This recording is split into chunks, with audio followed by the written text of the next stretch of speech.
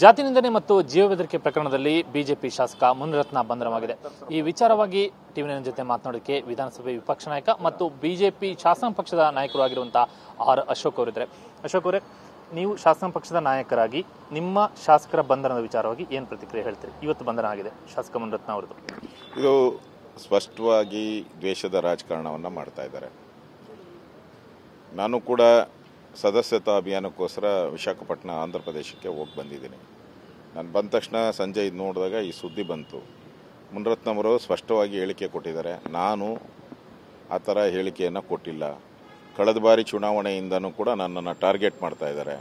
ಲೋಕಸಭಾ ಚುನಾವಣೆಯಲ್ಲಿ RR ನಗರದಲ್ಲಿ ಹೆಚ್ಚು ಲೀಡ್ ಬಂದಿದ್ದಕ್ಕೋಸ್ಕರ ನನ್ನನ್ನು ಟಾರ್ಗೆಟ್ ಮಾಡ್ತಾ ಇದ್ದಾರೆ. ನಾನು ಮಾತೇ ಆಡಿಲ್ಲ.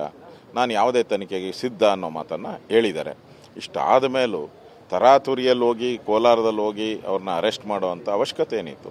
ಕಾನೂನು ಪ್ರಕಾರ ಅವ್ರು ನೋಟಿಸ್ ಕೊಡಬೇಕಾಯಿತು. ಒಬ್ಬ ಶಾಸಕರಿಗೆ ನೋಟಿಸ್ ಕೊಡಬೇಕಾಯಿತು. ಅವರೇನು ಎಲ್ಲೂ ಓಡೋಗಲ್ಲ, ನೋಟಿಸ್ ಕೊಡಬೇಕಾಯಿತು. ಆ ಒಂದು ಅವ್ರು ಮಾತಾಡಿರೋ ಅಂಥ ವಾಯ್ಸ್ ಏನಿದೆ ಅದನ್ನು FSL ತನಿಖೆಗೆ ರಿಪೋರ್ಟಿಗೆ ತೊಗೊಬೇಕಾಯಿತು. ಅದೇನು ಕೊಡ್ತಾಯಿದ್ರು, ಒಂದು 2-3 ದಿನದಲ್ಲಿ ಕೊಡ್ತಾಯಿದ್ರು. ಅದನ್ನು ಏಕಾಏಕಿ ಏನು ತೊಗೊಂಡೆ, ಏಕಾಏಕಿ ಬಂಧನ ಮಾಡಿ ನೋಡಿ ಹೆಂಗೆ ಮಾಡ್ತಾ ಇದ್ದಾರೆ ಅಂದರೆ, ನೋಡಿ ಇವತ್ತು ಶನಿವಾರ ಕೋರ್ಟ್ಗಳಿಲ್ಲ, ನಾಳೆ ಭಾನುವಾರ ಕೋರ್ಟ್ಗಳಿಲ್ಲ, ಸೋಮವಾರ ಮೋಸ್ಟ್ಲಿ ಲೀವು, ಕೋರ್ಟ್ಗಳಿಲ್ಲ. ಅಂದರೆ ಪ್ರೀ ಪ್ಲ್ಯಾನಡ್ ಇದೆಲ್ಲ. ಪಕ್ಕಾ ಪ್ಲ್ಯಾನ್ ಮಾಡಿ ಗೃಹ ಇಲಾಖೆಯವರು, ನನಗನ್ಸುತ್ತೆ ಗೃಹ ಸಚಿವರು ಪ್ಲ್ಯಾನ್ ಮಾಡಿ ಅವ್ರನ್ನ ಅರೆಸ್ಟ್ ಮಾಡಿರೋದು ಸ್ಪಷ್ಟವಾಗಿ ಕಾಣ್ತಾ ಇತ್ತು. ಇಲ್ಲಾಂದರೆ ಇವತ್ತೇ ಹೋಗಿ ಅವ್ನು ಯಾಕೆ ಕಂಪ್ಲೇಂಟ್ ಕೊಟ್ಟ? ನೆನ್ನೆ ಕೊಡ್ಬೋದಾಯಿತು, ಮೊನ್ನೆ ಕೊಡ್ಬೋದಾಯಿತು. ಇದೇನೋ ನೆನ್ನೆದಲ್ಲ, ಅವ್ರು ಬೈದಿರೋದು ಯಾವತ್ತು? ಹಳೇದು. ಅವತ್ತು ಕೊಡಬೇಕಾಯ್ತಲ್ಲ.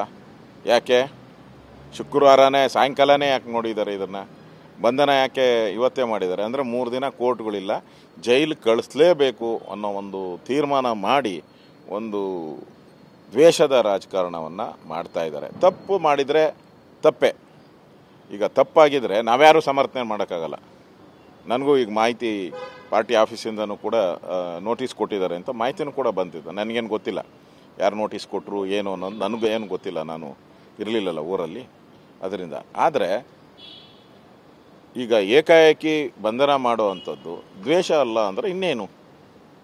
ಅದರಿಂದ ಇದು ದ್ವೇಷದ ರಾಜಕಾರಣ ಅಂತ ಸ್ಪಷ್ಟವಾಗಿ ಕಾಣ್ತಾ ಇದೆ. ನಿನ್ನೆ ಆಡಿಯೋ ಬಿಡುಗಡೆ ಆಯಿತು. ಇವತ್ತು ಆರೋಪ ಮಾಡಿದಂಥ ಕಾಂಟ್ರಾಕ್ಟರ್ ಚೆಲುವರಾಜು ಮುಖ್ಯಮಂತ್ರಿಗಳನ್ನು ಕೂಡ ಭೇಟಿ ಮಾಡಿದ್ದಾರೆ. ಮುಖ್ಯಮಂತ್ರಿಗಳ ಭೇಟಿ ಕೆಲವೇ ಗಂಟೆಗಳಲ್ಲಿ ಶಾಸಕರ ಬಂಧನ ಆಗಿದೆ. ಏನು ಹೇಳ್ತೀವಿ? ಒಬ್ಬ ಸಾಮಾನ್ಯ ಜನ ಹೋಗಿ ಮುಖ್ಯಮಂತ್ರಿ ಅಪಾಯಿಂಟ್ಮೆಂಟ್ ತಗೊಂತಾರೆ ಅಂತಂದರೆ ಅರ್ಥ ಮಾಡ್ಕೊಳ್ಳಿ ಅಲ್ಲೇ. ಅಂದರೆ ಪ್ರೀ ಪ್ಲ್ಯಾನಡು ಇವರೇ ಹೇಳಿ ಕಳಿಸಿರ್ತಾರೆ.